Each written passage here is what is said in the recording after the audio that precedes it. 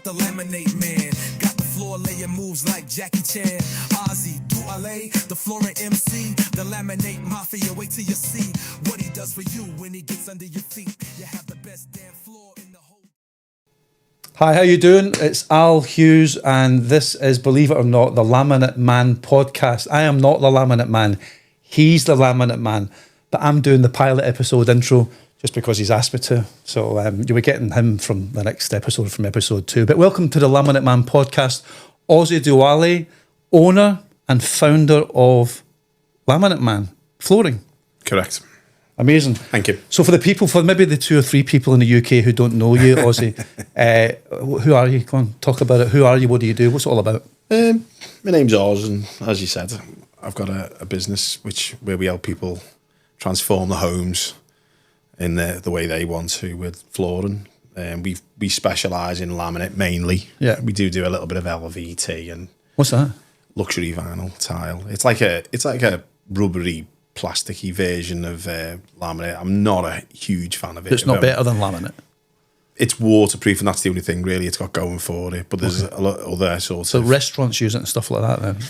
Yeah, Kitchens. it's good for like bathrooms and toilets and things like that. I would say, but unless you've got like a laser line level floor, which, let's be honest, whose house has got that in reality? Nobody's. Not mine. Yeah, so there's a load of prep that has to go in before it. My living room floor's like in Switzerland. Yeah, well there you go. So, and everyone's is. So I'm more of a believer in a good quality laminate, a good quality, thick, locked laminate. A wee bit of passion in that sentence there. Yeah, Everybody's got the passion. Oh, I sometimes bore people. I go to do quotes, and I think they're shell shocked because I start telling them all about the locking systems, and there's a little bit of a con with laminate because everyone thinks that the thickness of the board intimates the quality of the laminate, but it isn't. It's the thickness of the lock around the perimeter of the board, which is where the strength comes in, where it fails or doesn't fail. Together, basically, cohesive. Yeah, it stops the boards from sort of detaching from each other. No one's ever rung me and said, listen, it's split down the middle, Oz, can you come and fix it? Yeah. If where laminate will fail is at the locking points, whether it be on the horizontal locking points or whether it be on the vertical ones. There's some brands which are much better than others, and some brands which are a lot worse than others. Somebody told me that I would be sitting here one day finding laminate flooring interesting, I'd have punched him in the face and told him to stop talking nonsense. So how long have you been going now? Getting under your feet since 2015. There you go. Love that. Getting under your feet. The Laminate Man, getting under your feet since 2015. As you know, I'm a big kind of supporter of local businesses. Yeah. And I think small sort of solopreneur and small businesses need all the help they can get. And the one of the ways that a lot of businesses really struggle, I think, Oz, is in marketing themselves and getting a good reputation. I have to say, and genuinely, of all the local businesses I know, your reputation is solid. I mean, you say that the Laminate Man, and people know not just the business, but your name, they know the reputation, and you've got something like 1,000 5-star reviews? No, we're up to about 650 now, I think. Amazing. I'm aiming for, we won 1,000. Yeah, no, we're dead lucky with customers. That's amazing. We're dead lucky. But that's not luck, because you are pretty renowned for the quality that you give your customers, not just in the flooring, but the service you offer them. I know you, and I've seen you stay far longer on jobs than you should because you want to do the right job. And you've even gone out of jobs, haven't you, and unpicked and undone the bad work that other people have done, so that you can do it better and do it right for the customer. But talk to us about why that's important, because a lot of people, and I don't mean any disrespect to anybody watching, but there's a lot of people in your trade and other trades who aren't really that focused on the customer. Yeah. It's more focused on just getting a job done, getting the money and leaving. But you don't work like that. You don't, do you? I think I've got a little bit of like sort of laminate OCD. That's what I've been told. I drive my staff nuts. And, it's weird because I remember one time when I was about 16, 17, and I got Gavin to a guy who owns numerous businesses, chippies, and his name's John. It's the Blue Star in Norris Green, where I'm from. Is that a chippy? It's a chippy, But he owns chains, and it was just, he was always chocker, he was always busy. And I said to him one day, I think I was about 17, 18, and I went, what's this? His name, they call him John, but he's Greek. I don't think his real name's John. He's still going as well. I've seen him like relatively recently. He owns one in he owns one in Eccleston, a chippy there called, I think it's called the Golden Crusty Cod, I think it's called. And I bumped into him. He doesn't work much now. His son's running. Do you know what I mean? He's getting on. The now. Crispy He's got Cod. Crispy Cod, yeah. It's a good place, actually. And I said to him, what's your secret to business? And he said, always give your customer the best quality possible. Yep. When the prices go up, you put your prices up so you can keep giving them the good quality. And I have to be honest, I have implemented his advice. And I've told him this, by the way. I bumped into him about 2 years ago, and I was telling him, I said, listen, that advice you gave me when I was a kid. I said, I use that now. And this final one was treat return customers like royalty. Yeah. And I have to be honest with you, I've stuck with that. Yeah. And for me, flooring or any business, if you like, is not about making quick money off people. It's about having a long-term relationship. You treat them almost like family. How you treat customers essentially is the deciding factor in how successful you are as a business, ultimately, long term, isn't it? Because people don't remember what you did, but they remember how they felt. Yeah, I agree with that. That's, you ask anybody, what's the standout thing about Laminate Man Flooring? Because there's loads of flooring companies. Yeah, but why is some good ones as well. Yeah, I know. I'm friends with a lot of them, to be honest. There's some great ones, but what is it that sets you apart? And I think it's, apart from obviously the fact you do a good job, but like you say, a lot of them do a good job. The service is the differentiator for me. And I think that's really important, That's probably why people keep coming back, because like you say, they keep coming back for a reason. Yeah. And that reason has got to be the service you give. It's dead personal as well. Yeah. They always become your mate. Anyway, back to the chippy. Favourite chippy food? Favourite chippy food? Sweet and sour chicken. No, that's not a chippy dinner, is it? Well, is it? Yeah, it's funny. Well, you get it from a chippy. Of course it is. When it comes to where to eat, I probably know that better than Laminate. What food in the where area? To go? You like going out for your because I have been a bit of a sort of eat outer. I'm not now, but I used to be. You were never in. I know. I saw you more through your social media content, showing pictures of fucking steaks and all sorts than I saw you in real life. I know. But that's good. I've had to pack it in. You should have become a food blogger. I know. Everyone, my mates all say that. Why didn't you do? I know. But if you want one of the best chippies I've ever been to, is one, and it's worth the drive. Go on. It's over the water. It's in a place called Parkgate. It's Neston Way, sort of the Wirral. Over the Wirral. Okay. It's basically on that border between. I think it's the River Dee between. It's like Flint, Wales, and then it's England. If you know what I mean. And the views are amazing. The bird wildlife's amazing. I know. The bird wildlife is amazing. I know. But we went there because we had a job there. We got subbed to job over there. The only guy I know that goes to Chippies and enjoys the bird life on the way. I love nature now. That's brilliant. I do, yeah. So we went there to the Chippy. You tell us about Chippy. Yeah. We went. I am telling you. We went there basically because we got subcontracted a job. A fitter couldn't turn up to us. Can you go and sort this job out? And we were like, yeah, all right. And he went. It's not far. It is bloody far. It is far. It's about I'd say 45 minutes, 50 minutes from here. Do you know what I mean? It's about an hour. And I drove around this corner. And have you ever seen that bit in Jurassic Park where they come round the corner and they see all like the wildlife and the dinosaurs? It was like that. I'm not messing. I drove around this corner, honest to God, and I was like, I didn't know places like this existed in the Northwest, do you know what I mean? You like that? Flint's got electricity and everything. Stunning, honest to God. We're on this side of the river, Flint is on the other side. So you can literally see Wales in effect. Just nature at its finest. It's just beautiful. Yeah. It's stunning. What a place to sit and eat your fish and chips. Exactly. So what did you have at a chippy? Exactly. So we end up going to this chip. We did the job and we're finished, and we were like sort of driving past, and I think the customer actually said, "Oh yeah, while you're here, try our chippy and we're famous for our chippy, and the ice cream parlour." Do you know what I mean? Cool. No, you're People talking my travel language. apparently all over the country to come to this chippy. It's Now you're called talking my Parkgate language. Chippy, right? And I have to be honest with you, it's not cheap. It's a little bit pricey, but worth every penny. I'm not messing. Are you on commission, those? I'm not. All right, okay. I wish. But if I ever get a quote over in the Wirral over that way, I don't get there much, and I don't really eat out much as much as I used to. But honestly, it's the food's to die for. The pie has proper chunks of steak in it. I gotta like the steak pie. I don't like steak and kidney like normally, and it's proper chunks of bingo. And honestly, it is just amazing. Is it wrong that I'm salivating? It's worth.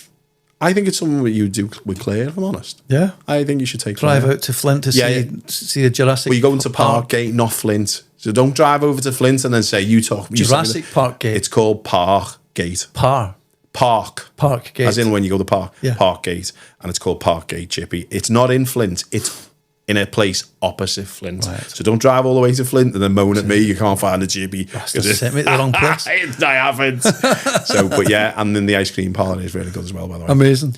So yeah. Amazing. You're a big red. So you are. So I used to work at Liverpool Football Club, as you know. Yes. For I a couple wish of to known years. you then. I know. Listen, do you know what an amazing thing?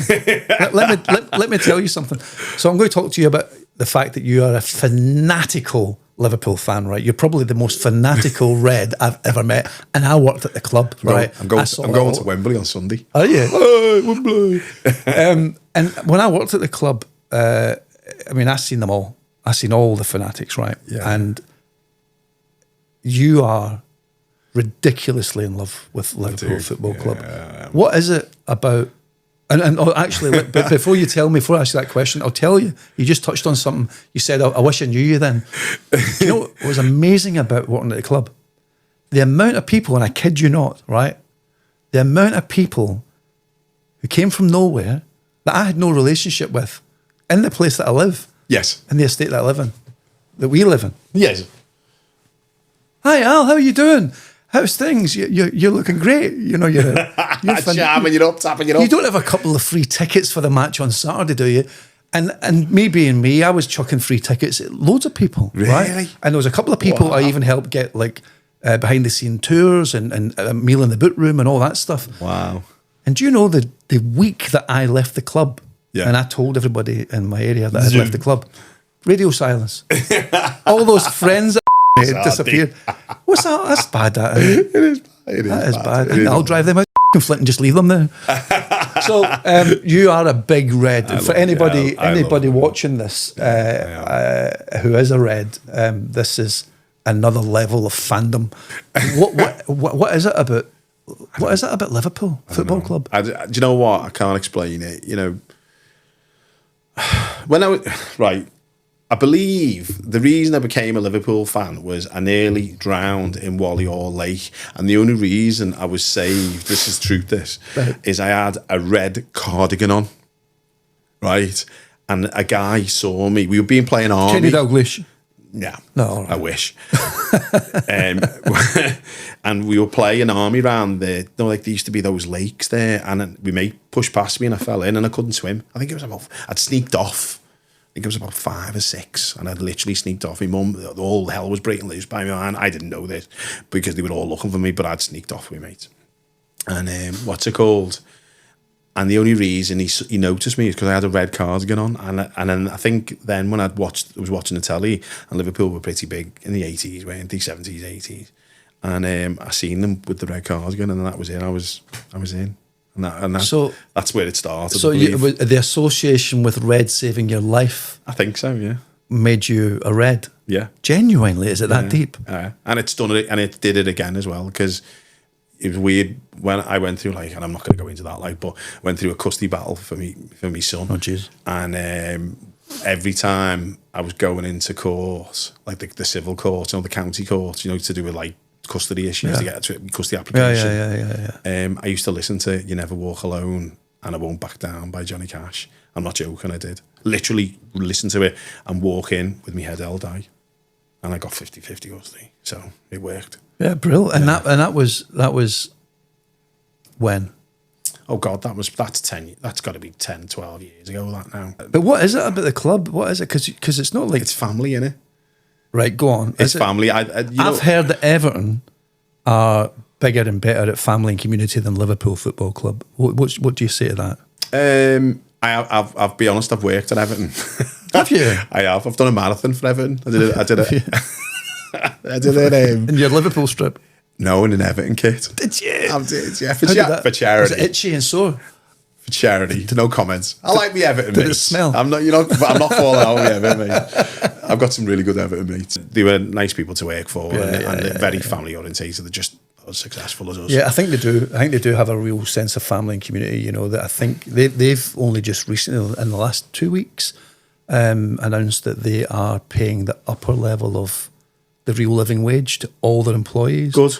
Yeah. So that they will never employ anyone on basic minimum wage. Good. They're always paying above that. And I think that Both clubs should do that. I think it should be the law. It should just be the way. But it shows how invested they are in their communities. Yeah, you know? yeah. I always found Liverpool Football Club more invested in its corporate sort of revenue. But They've always got an eye on success, haven't they? Yeah. I quite like that. They're more, though. I quite like that. Because let's be honest, they are. So you go to back to the Brendan Rodgers days. That's when I was working at Everton, actually. When Brendan Rodgers was at Liverpool. I joined the club about a month before Rodgers left. So I got to see the handover from Rodgers to Jurgen. Oh, wow. The club dynamic changed on a sixpence overnight. It went from survival to hope, and then it went to Jurgen Klopp's amazing. You know, so he's one of my favourite people I've never met, but I'd love to meet. He's incredible, isn't he? Yeah. He is, to me, a great example of what amazing leadership is. Yeah, I agree. So loads of stories, but he is an incredible leader. Yeah. And the faith that he built inside the four walls of the club, the hope and the faith and the commitment that he got from everybody, not just the first team, everybody, cleaners, receptionists, everybody, was because he genuinely cared about people. Do you know one of the best? Guy. One of the best. There's things that I took from his leadership because I've read the books and watched Everton. You know what players have said about him, and one of the things I really liked about him is he had a very drains up approach management style, which I have. I quite like that. You know, if you want to know what's going wrong in a firm, if I took a firm, I was a CEO of any other big firm, then I'd ask the people at the very bottom, what are we doing wrong? Yeah. What can we do to do it better? Yeah. Because they'll tell you. Yeah. I love the fact that you're so passionate about it. I think everybody needs a passion in their life. You know, you've got to have a passion in your life. Otherwise, what's the point? Yeah. And yours is... It's my church. Well, there you go. And I'm Muslim. It's your church. It's my church. And being a bit of a foodie as well. Yeah, not as much now. I remember the very first post I ever saw you put up when I got to know you years and years ago. And I remember the very first food post you put up, and I was blown away by the size of this thing. It was a tomahawk steak. It was the size of a table. From Barnyard in there. Mental. Yeah, that's right. From Barnyard in there, Ormskirk. Mental. I've never seen a piece of meat so big. It was I say that to other boys. So I'm going to embarrass you now, right, a wee bit, but you, whether you like to admit it or not, you're a really kind guy, right? You're one of the, I say this to you all the time, don't I? You're one of the kindest people I know. Thank you. Right? But you do... So are you? You do well, you got to do your bit, haven't you? But you do a lot of stuff that people don't get to see. And we don't need to talk about it all, because the fact is you do a lot of stuff because it's kindness and it's not about publicising it. Yeah. I remember, I shall say no names, but I remember once a few years ago, somebody that I know went to Liverpool, and there was a homeless guy. It was winter and it was freezing, and he was in a doorway, and they brought him a cup of coffee and a hamburger from McDonald's, and then basically forced him to get into a selfie so they could publicise the fact that they'd given this guy a cup of coffee. And I was like, that's really horrible, really sycophantic. And so I think kindness is unseen, real kindness. 100%. But you do a lot with needy causes and people and charities and stuff, and you're so helpful behind the scenes. And I think just for everybody watching, the stuff that you don't get to know and the stuff that he's far too modest to talk about is that it's not just about doing a great job with Laminate Man Flooring, is it? Oz, it's about what you do back. with the money A little bit and the giving time. back, yeah. You give a bit back. And there's a Otherwise, great... what's the point? Exactly. And there's a great local charity in St Helens, isn't there, called Bold Bale? Yeah.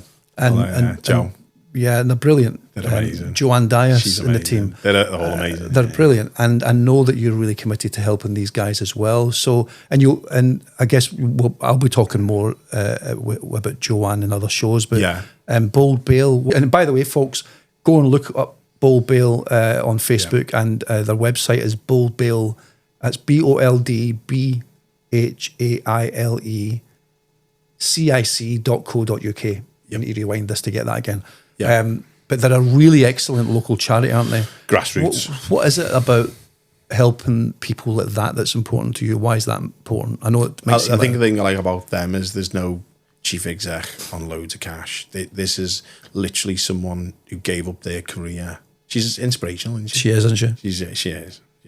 And she gave up a really good job to literally help the community where she's from. Yeah, exactly. So Yeah. you're making a success of Laminate Man Flooring, and at the back end of that, you're sort of you're pushing some of that income and some of that investment to other people that makes a real difference. And I think for me, that's kind of one of the secret sauces of your success, because people... It's not millions, only a little bit, but it's something. You're a bit modest.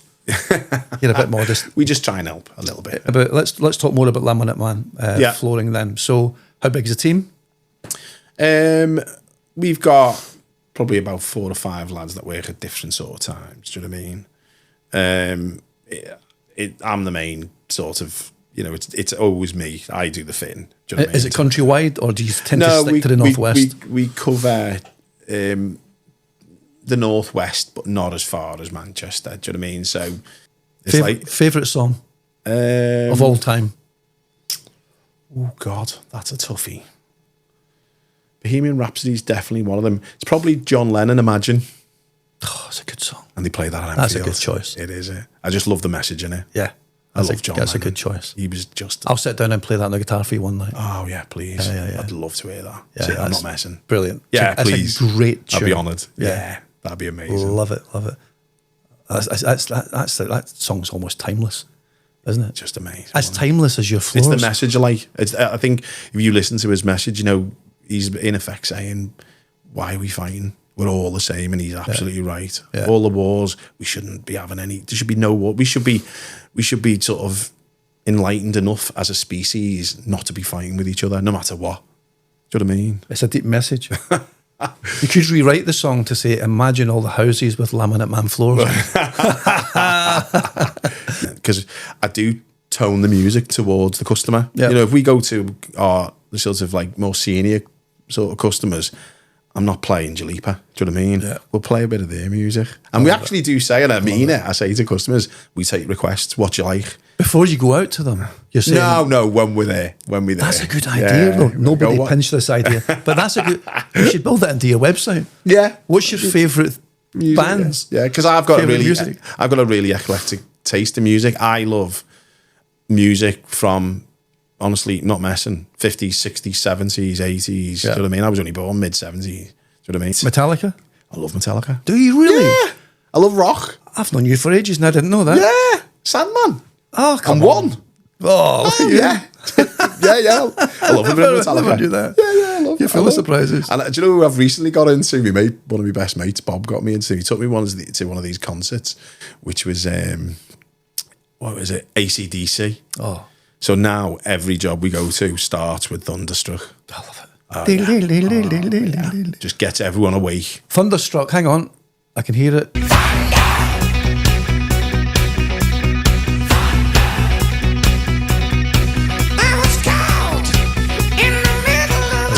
That's brilliant. So honestly, I've really got into AC/DC recently. So listen, you've got off the hook a wee bit today because I did the intro and that. But so this is your podcast show, and you're going to host it from now on. Of course, this is your bag, your baby. So what can people expect when they tune in? What's the ultimate story behind this? What is it that you want the Laminate Man podcast to do for people? What's it about? I think I get frustrated when people conned into buying rubbish Yeah. product. I think that's probably one of my biggest drivers. I think that's probably, I was thinking of maybe doing some sort of quick reviews of certain laminates that we fitted. Yeah, I love and, it. Do you know what I mean? And some do's and don'ts with flooring. So if I'm tuning into the Laminate Man show in future, I'm going to get loads of information on what's good to buy, how to get prepared for you arriving, what good quality looks like, good products, a few interesting stories about Liverpool, chippy updates, Yeah. all that good stuff. Bit of health, maybe. A bit of health. Oh yeah, let's talk about that before Yeah, we bit of go. health. So you can we talk about weight? Yeah, Right. So of course. Talk about anything you want. if anybody needs an inspiration to go and challenge themselves to do something about their health, I kid you not, right? This is, for me, this is a show in its own right. So 6 months ago, what weight were you? 198 kilos. Put it in stone. It's about 31. So you were 31 stone. Yeah. How many stone have you lost in 6 months? I've lost 60 kilos. So I think it's about 9.5, 10 stone. You've lost 10 stone. Yeah. Now, let's put that in context. A stone is 14 pounds, which is 7 bags of sugar. You've lost 70 bags of sugar and weight Yeah. in 6 months. Yep. Man, and you woke up one day and went, I need to improve my health. Yeah. Yeah. What have you done? What was happening is I was starting to have a few problems with me back. It's weird because when you're that big, you do know you're that big, but you don't. You don't actually feel as big as you are, if that makes sense. Yeah. And a friend intervened, didn't he? Well, yeah, one of my best mates, Bob. We went to a rugby match in Twickenham down in London, and the train station was sort of closed, and we had to walk to the next train station. And by the time I got there, I am like sweating, and my back's hurting, and Bob thought I was having a heart attack. I literally thought, Unreal. But I'll be honest with you, he was not the only. Even the difference with Bob is because there was other people that had said it. My cousin, our Kenny, had said, "Listen, I'm worried about you as well." And he tried. People were knocking on the door. Even like I've got a really good friend called June, I've known for quite a long time, and even she'd said, "Listen, you're putting on the beef, lad. You know what I mean? You need to." And she said, "I can't talk because he's the same." She went, "But I'm worried about you." You know what I mean? And so there was a few people that had sort of tried to think it, but I was so happy, or thought I was so happy that I just carried on. And you got up one day and taking that information to heart, and also your own sort of logic and your own sort of common sense, you decided to start. You run, you walk, you hill walk, you go for long climbs. You go to the gym. I've started the gym, yeah. So only past sort of few weeks. And you're posting regularly about this, and I've seen the shape and size of you get smaller and smaller and smaller and smaller. 10 whole stone. Yeah. 70 bags of sugar disappear of weight. And it's incredible. But what's not, for me, and I mean this, that I wouldn't say it if I didn't mean it, but the most incredible thing for me it is the weight that you've lost, right? And the good health benefits you're going to get from that. But it's your commitment, man. That's commitment. Because how hard is it to motivate yourself? Yeah, I think, to be honest with you, I have got I'm an ex-boxer, and I've got like a bit of a boxing mentality. I always want to push it that little bit more. So. It's working. It's working, You are. We're getting there, aren't we? We've still got a long way to go. But it's so inspiring, mate. And I've seen hundreds and hundreds of comments on your social media when you're posting about your activity, about weight loss and stuff, and health.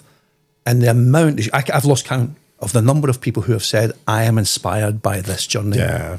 I wonder how many people have gone and actually done something about it. I have had people ring me, like mates who, like Facebook mates, but like they are actually good mates. I've known them a long time, but I haven't spoken to them for years. And they're like, do you know what? Because of that, I'm going to go and do this. I've decided, you know what I mean? And do you know what I mean? But although I must admit, I was having major problems with my back. Yeah. And I was that, which is a risk. Because you couldn't carry the weight. Because of the weight. Yeah. So. Because we're all built with the same frame. We are. Your body can't take it. Your back can't take it. Do you know what I mean? I was having proper pain. But the positive thing about this is it's really working. But it was literally only because the thing that changed it all, or started it, was Bob just went. He kept saying to me, "Come for a walk on the weekends. Come for a walk." When I kept following up, I'm busy. Yeah. And then after about the 5th time, I was like, "Right, I'll come." Yeah. and we went walking around Hale. We only did about 2 miles, but it felt like 20. Yeah. Do you know what I mean? And then when you're walking in nature, and this is something I would say to, if you're having any sort of problems with your mind, because the unintended consequence of going walking, apart from like the weight loss, and that like the health aspect, if you like, was the fact that it helps your mind. Walking in nature, it's God's antidepressant. So if you're having any sort of problems, just start going for a walk. And even if you start with 5 minutes, and build it up to 10 minutes, and build, a mile is, we roughly do 3 mile an hour, so 20 minutes is a mile, generally.